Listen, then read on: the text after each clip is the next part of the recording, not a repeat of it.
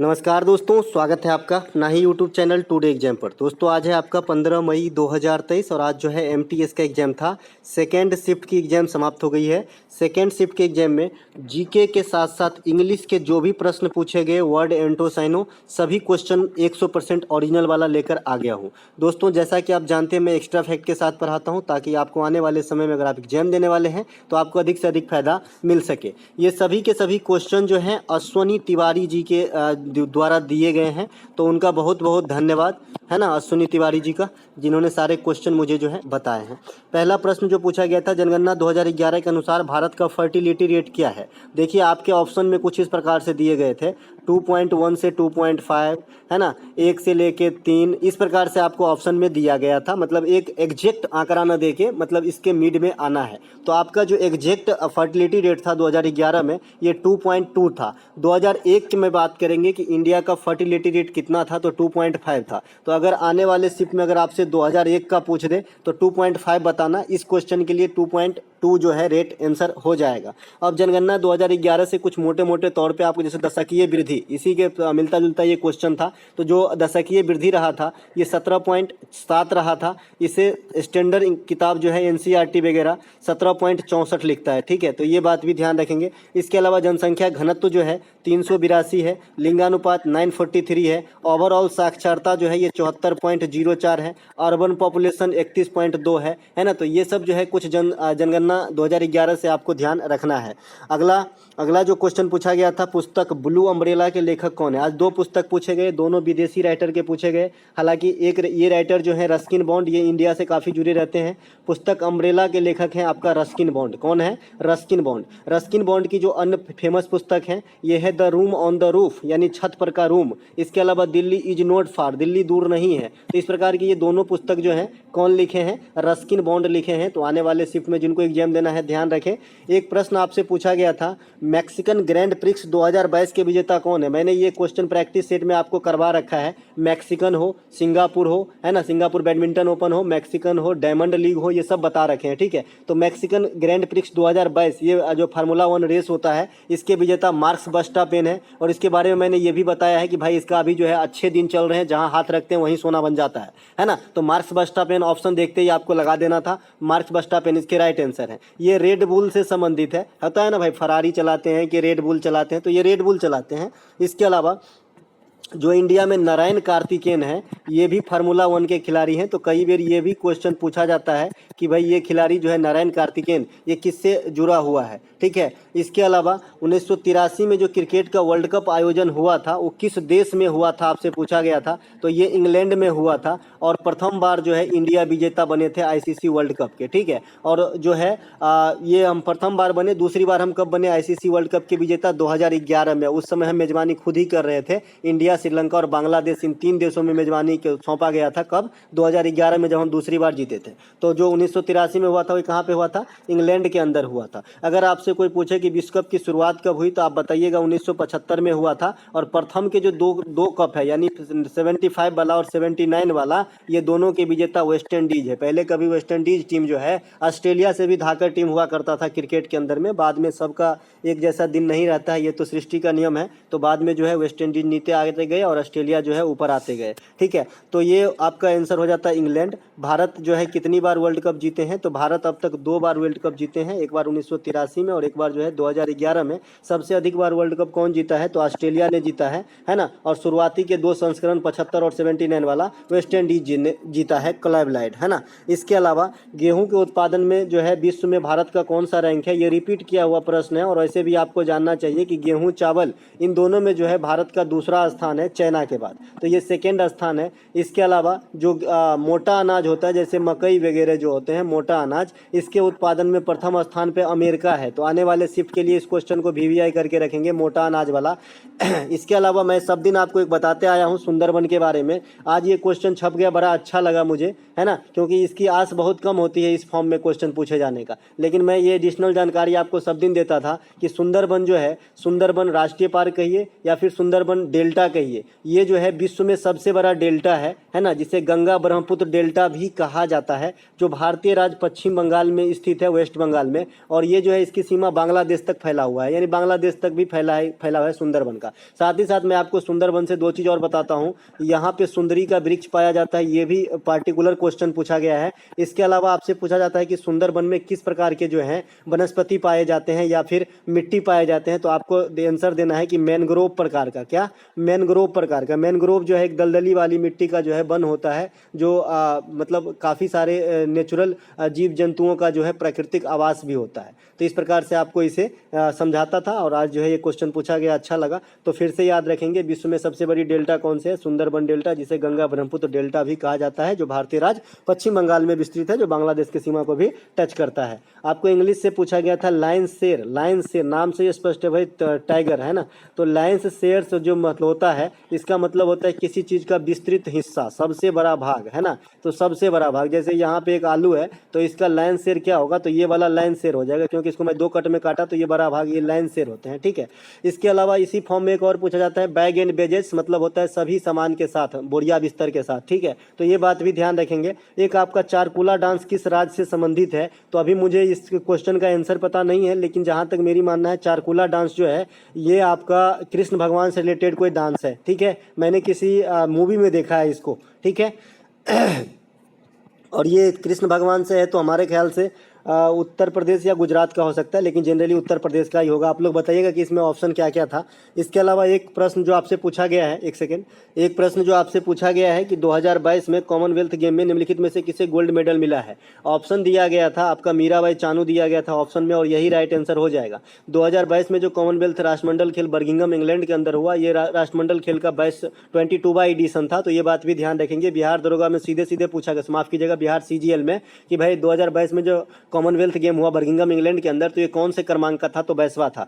इस Commonwealth game में भारत को कितने पदक प्राप्त हुए थे? 61 पदक प्राप्त हुए थे, जिसमें से 22 गोल्ड थे, 16 जो है रजत है, और 23 आपका ब्रॉन्ज प्राप्त हुआ था। व्यक्तिगत रूप से सबसे अधिक मेडल जो जीते, शरद कमल जीते। कितने? 4 मेडल जीते, जिसमें 3 गोल्ड और 1 रजत जीते थे। इसी कारण शरद कमल को जो है 2022 वाला मेजर ध्यानचंद पुरस्कार से भी सम्मानित किया गया है, जो इकलौते हैं, एक ही आदमी को मिला है। इसके अलावा सबसे अधिक पदक जीतने वाला देश जो है ऑस्ट्रेलिया बना था, और भारत को चौथा स्थान मिला था यहाँ पे कॉमनवेल्थ गेम 2022 के अंदर। आगामी जो कॉमनवेल्थ गेम होगी ये 2026 में होगी, चूंकि 4 साल पे होती है, तो ये ऑस्ट्रेलिया के अंदर होगा। तो ये बात भी ध्यान रखेंगे। कॉमनवेल्थ गेम की शुरुआत जो है 1930 हैमिल्टन कनाडा से होती है। स्टैटिक्स फॉर्म में आपको ये जीके पूछा जाता है। इसके अलावा शरद कमल को 2022 का मेजर ध्यानचंद पुरस्कार दिया गया, ये तो मैंने अभी अभी बता ही दिया, क्योंकि व्यक्तिगत रूप से बर्मिंघम इंग्लैंड के अंदर 4 पदक जीतकर जो है कीर्तिमान रचा था। और शरद कमल जो है टेबल टेनिस से संबंधित है, तो ये बात भी आपको ध्यान रखना है, टेबल टेनिस से।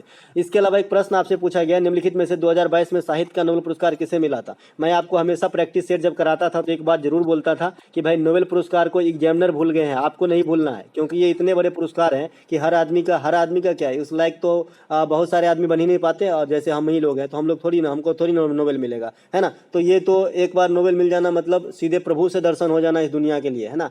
तो ये बहुत बड़ी बात होती है, इसलिए नोबेल पुरस्कार को कभी नहीं भूलना चाहिए हमें, है ना। तो नोबेल पुरस्कार आज साहित्य में आपसे पूछा गया था। साहित्य मैंने आपको ये भी बताया था कि साहित्य और चिकित्सा में ही पूछे जाएंगे, क्योंकि साहित्य और चिकित्सा में सिंगल मैन को मिला है, ठीक है। तो साहित्य में आपको एनी एर्नॉक्स को मिला है। किसे मिला है? एनी एर्नॉक्स को मिला है। आपके पास नोबेल पुरस्कार 2022 के विनर के लिस्ट हैं, आप देख सकते हैं। जैसे एनी एर्नॉक्स को साहित्य लिटरेचर में मिला है, इसके अलावा स्वांतो पावो को चिकित्सा में मिला है। यही 2 ऐसे हैं जो सिंगल पर्सन है, बाद बाकी कंबाइंड मिले हैं। अगर आपसे कोई पूछा जाए कि एक सेक्टर में अधिकतम कितने आदमी को एक साल में नोबेल पुरस्कार मिल सकता है, तो बताइएगा 3 आदमी को। 3 से ज्यादा आदमी को किसी एक सेक्टर में एक बार में नोबेल पुरस्कार नहीं दिया जा सकता, ठीक है। इसके अलावा अब जो टॉप मोस्ट रहेंगे ये चिकित्सा वाला रहेगा, स्वांतो पावो, तो इसे जरूर ध्यान रखें। स्वांतो पावो चिकित्सा में मिला है 2022 का नोबेल पुरस्कार। इसके अलावा नोबेल पुरस्कार के बारे में कुछ, नोबेल पुरस्कार की शुरुआत 1901 ईस्वी से होती है ना। नोबेल पुरस्कार जो है शांति का नोबेल पुरस्कार जो है ये आपका जो है नॉर्वेजियन नोबेल कमेटी यानी नॉर्वे की राजधानी ओस्लो में दिया जाता है। बाद बाकी सभी जो 5 क्षेत्र बच गए रेस्ट,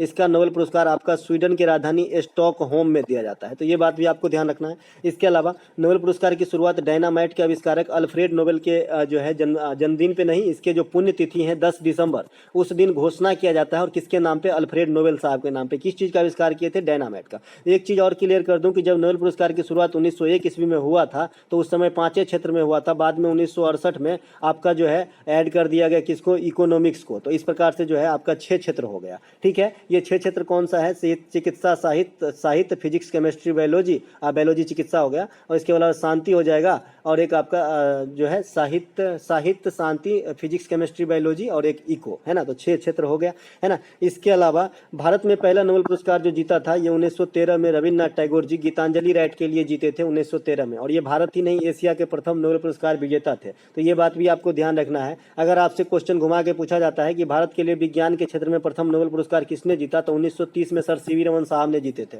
बाद में आपका हरगोविंद खुराना जीते डीएनए को संश्लेषित करने के लिए प्रयोगशाला में। इसके अलावा मदर टेरेसा 1979 में, उसके अलावा चंद्रशेखर साहब 1983 में, है ना। और अभी लेटेस्ट में 2019 में भी बनर्जी साहब इको के अंदर जीते हैं। एक क्वेश्चन और पूछा जाता है कि इकोनॉमिक्स के अंदर प्रथम बार नोबेल पुरस्कार किसने जीता, तो अमर्त्य सेन। ये बात भी ध्यान रखना है आपको।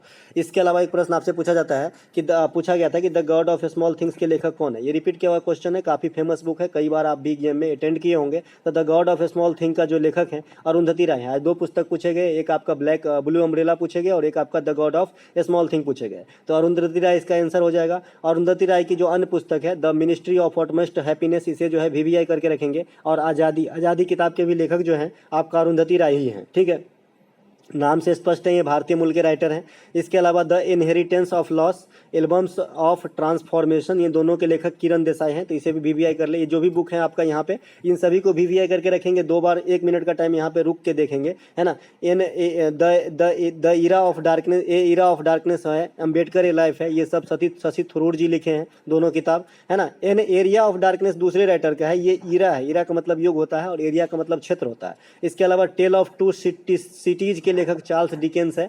तो ये बात भी आपको ध्यान रखना है। और सिटी ऑफ जॉय के लेखक डोमिनिक लेपियर है ना। इसके अलावा मालगुडी डेज के लेखक आर.के. नारायण है। तो यहाँ से जो भी पुस्तक मैंने यहाँ पे बताया है बड़े ही मतलब अपने तजुर्बा के हिसाब से रखा है मैंने, क्योंकि इस फॉर्म में जो पुस्तक पूछे जा रहे हैं तो यहाँ से पुस्तक पूछे जाने की पूरी संभावना होगी आने वाले शिफ्ट में।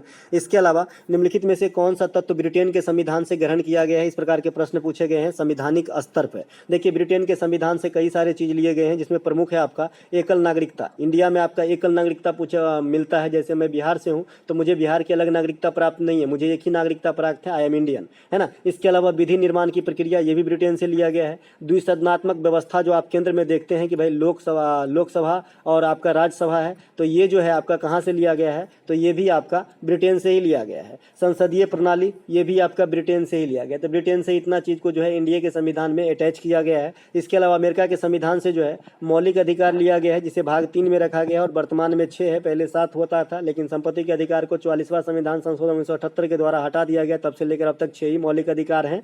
मौलिक अधिकार के बारे में आपको आर्टिकल का जो विभाजन है वो जरूर याद रखना चाहिए। 14 से 18 राइट टू इक्वलिटी है, समानता का अधिकार है। 19 प्रेस की स्वतंत्रता है। 20 और 22 सजा आदि के मामले में छूट है। 21 निजता का अधिकार है। 25 से लेकर 28 धार्मिक स्वतंत्रता है।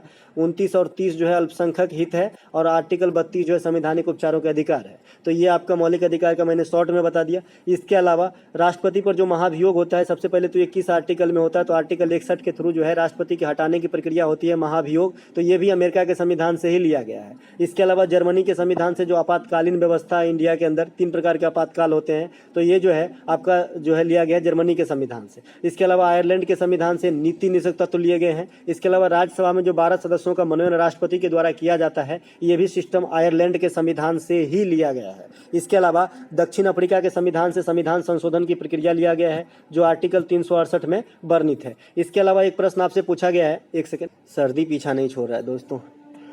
एक प्रश्न जो आपसे पूछा गया है कि एरोगेंट का या तो साइनो पूछा गया है या तो एंटो पूछा गया है, लेकिन एरोगेंट जो है वर्ड आया है। देखिए, एरोगेंट का मतलब होता है उदंड। उदंड आप समझते हैं क्या होता है। जैसे कोई बड़ा आदमी आया कुर्सी पे, दोनों टांग फैला के बैठे हैं, उठे नहीं, ये भी उदंडता का लक्षण है।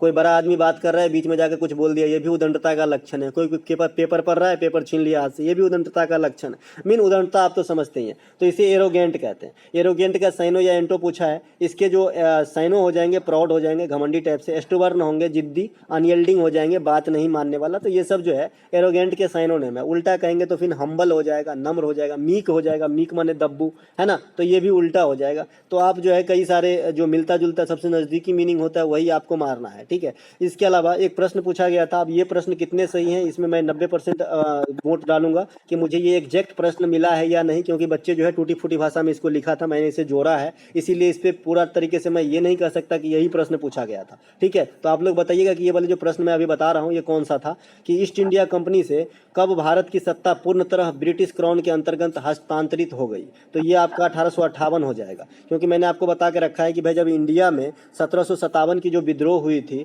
उसमें इंडिया लगभग हार गई, लगभग क्या पूरा ही हार गई, लेकिन हम काफ़ी हद तक जीते भी, क्योंकि अंग्रेज को हमने दिखाया कि हमें भी दम है, तुमको मैं भगा सकता हूँ। तो अंग्रेज ने सोचा कि भाई ईस्ट इंडिया कंपनी को तो ये कभी भी दबा सकता है, आज ज्वाला उठाए कल भी उठ के दबा देगा, तो हमारा तो पत्ता कट हो जाएगा। तो इसीलिए जो इंडिया का शासन व्यवस्था है ये कहाँ से संचालित होने लगे, ब्रिटिश क्राउन के अंतर्गत, यानी ब्रिटेन से संचालित होने लगे, ईस्ट इंडिया कंपनी के हाथ से, है ना। तो ये बात आपको ध्यान रखना है। इसके अलावा जो 1857 का विद्रोह हुआ था उस समय जो है यहाँ का वायसराय कौन था, लॉर्ड कैनिंग, और ये इंडिया के प्रथम वायसराय बने थे, इससे पहले गवर्नर जनरल हुआ करता था। इसके अलावा एक प्रश्न आपसे पूछा गया है कि उत्तराखंड राज्य की दूसरी सर्वाधिक ऊंची चोटी कौन सा है। देखिए उत्तराखंड राज्य की जब आपको मैंने पंजाब हिमालय, कुमाऊं हिमालय, नेपाल हिमालय और असम हिमालय पढ़ाया था तभी मैंने आपको बता दिया था कि किस हिमालय के श्रेणी में कौन कौन सी चोटी आती है, प्रैक्टिस सेट के दौरान देख लीजिएगा, है ना, कोई भी बात हवा में नहीं बोलता दोस्तों, ये आप भी जानते हो, है ना। तो ये जो है आपका दो नंबर कौन सा है, कुमायूं हिमालय, ये कुमायूं हिमालय के अंदर आ जाता है आपका उत्तराखंड के जो भी चोटियाँ वगैरह हैं। तो उत्तराखंड में सबसे ऊंचा चोटी तो आपका नंदा देवी है, दूसरा सर्वाधिक ऊंचा चोटी कामेत है, इसे कामेत लिखते हैं या कमेट लिखा गया है, कामेत, है ना। तो कामेत जो है दूसरी सबसे हाईएस्ट पीक है उत्तराखंड का, पहला हाईएस्ट पीक जो है नंदा देवी है, तो यहाँ पे कामेत राइट आंसर हो जाएगा, ठीक है। पारसनाथ की चोटी जो है ये झारखंड राज्य में स्थित है, महेंद्रगिरी की चोटी ये उड़ीसा राज्य में स्थित है, इसके अलावा कंचनजंगा पर्वत चोटी ये सिक्किम में स्थित है। भारत की सबसे ऊंची चोटी गॉडविन ऑस्टिन, इसे K2 कहा जाता है, लेकिन ये पूर्णतः भारतीय नहीं है, ये मैंने आपको समझाया था कि इसका कुछ भाग पीओके में चला जाता है, पीओके मतलब पाक अधिकृत वाला जो आपका जमीन है जो पाकिस्तान के अंडर है वहाँ भी चला जाता है, इसीलिए भारत के पूर्णतः भारतीय सबसे ऊंची चोटी कंचनजंगा हो जाएगा। वैसे K2 को पकड़ ले तो दूसरी सबसे ऊंची चोटी कंचनजंगा है, और अगर माउंट एवरेस्ट से काउंट करें तो तीसरी सबसे ऊंची चोटी कंचनजंगा है, पहला माउंट एवरेस्ट, दूसरा K2 और तीसरा जो है कंचनजंगा है दुनिया के हिसाब से, ठीक है। तो ये बात भी ध्यान रखेंगे। विश्व में सबसे अधिक ऊंची चोटी आपका माउंट एवरेस्ट ही है, जो नेपाल में इसे सागर माथा कहा जाता है, और ये जॉर्ज एवरेस्ट एक नाम का व्यक्ति था, उनके नाम पे जो है माउंट एवरेस्ट का नाम पड़ा है, ये बात भी ध्यान रखना है। अभी अभी मैंने जो चर्चा किया था पंजाब हिमालय, कुमायूं हिमालय, असम हिमालय और नेपाल हिमालय और असम हिमालय, तो इसका क्षेत्र आपको जरूर ध्यान होना चाहिए। मैंने बताया पंजाब हिमालय सिंधु से सतलज तक है ना, सतलज से जो है आपका काली तक हो जाएगा आपका कुमायूं हिमालय, काली से तीस्ता तक हो जाएगा आपका नेपाल हिमालय, और तीस्ता से देहांग तक हो जाएगा आपका कौन सा, लास्ट वाला असम हिमालय। तो ये सभी बातों को ध्यान रखते हुए मैं आगे निकलता हूँ। अगला एक प्रश्न जो आपसे पूछा गया था कि निम्नलिखित में से कौन सा संक्रामक बीमारी नहीं है, कॉन्टाजियस, इसे कॉन्टाजियस बोलते हैं अंग्रेजी में, है ना, कॉन्टाजियस, है ना। तो कॉन्टाजियस मतलब होता है संक्रामक, जो आपके छुआछूत वगैरह सबसे भी फैल जाता है उसे संक्रामक कह सकते हैं, ठीक है। तो संक्रामक बीमारी में आपका जो है ये काफ़ी हद तक एड्स भी आ जाएगा, लेकिन ये पूर्णतः मैं इसमें वोट नहीं डालूंगा, इसीलिए एड्स को यहाँ से काट देते हैं। कालरा, छोटी माता, ये सब संक्रामक बीमारी है। साधारण सर्दी जुकाम भी कह सकते हैं आप, जो है वायरल होता है, संक्रामक ही होता है, ठीक है। तो ये बात भी आपको ध्यान रखना है, क्योंकि एड्स जो है ये संक्रामक में आ जाएगा, क्योंकि ये असुरक्षित यौन संबंध से होता है, ये तो आप सभी जानते हैं। इसके अलावा जो आपका रक्तदान होता है, अगर किसी के ब्लड किसी के शरीर में किसी भी कारण से चले गए तो भी हो जाएगा, तो ये भी टचेबल जैसे लग रहा है, तो ये भी आपका संक्रामक में आ जाएगा। बताइएगा कि उसमें ऑप्शन में जो है कौन कौन सा बीमारी दिया गया था। इसके अलावा एक प्रश्न आपसे पूछा गया था कि राष्ट्रपति वित्त आयोग का गठन कितने वर्षों के अंतराल पे करते हैं, तो भैया 5 वर्षों के अंतराल पे करते हैं, सब दिन बताते आए हैं। आर्टिकल 280 के तहत राष्ट्रपति केंद्र में 5 वर्षों के लिए वित्त आयोग का गठन करते हैं। एक प्रश्न पूछा जाता है कि वित्त आयोग कितने वर्षीय निकाय है, तो आपका सीधे अर्थ होता है 5 वर्षीय निकाय। तो अर्थ से ये स्पष्ट है भैया कि 5 वर्षीय निकाय है, मतलब 5 वर्षों के लिए होता होगा। वित्त आयोग का गठन कौन करता है, राष्ट्रपति करता है, ये बात भी आप जानते हैं। 15वां वित्त आयोग अभी चल रहा है वर्तमान में, और इसके अध्यक्ष कौन है, NK सिंह है। देखिए यहाँ पे कैसा लिखा गया भैया, अध्यक्ष जो है NK सिंह, यहाँ पे सिंह लिखा गया, चलिए ठीक है, NK सिंह है, तो ये बात भी ध्यान रखेंगे। इसके अलावा प्रथम वित्त आयोग के अध्यक्ष भी आपसे एग्जाम में पूछा जाता है, तो KC नियोगी जो है ये प्रथम वित्त आयोग के अध्यक्ष थे। इसके अलावा यहाँ पे और फैक्ट है, वित्त आयोग कैसा निकाय है भैया, तो संवैधानिक निकाय है, क्योंकि इसको संविधान में चर्चा तो है ना, आर्टिकल 280, जिसकी संविधान में चर्चा नहीं होते हैं उसे परामर्शदात्री सलाहकारी दोनों का अर्थ एक ही हुआ। इसके अलावा असंवैधानिक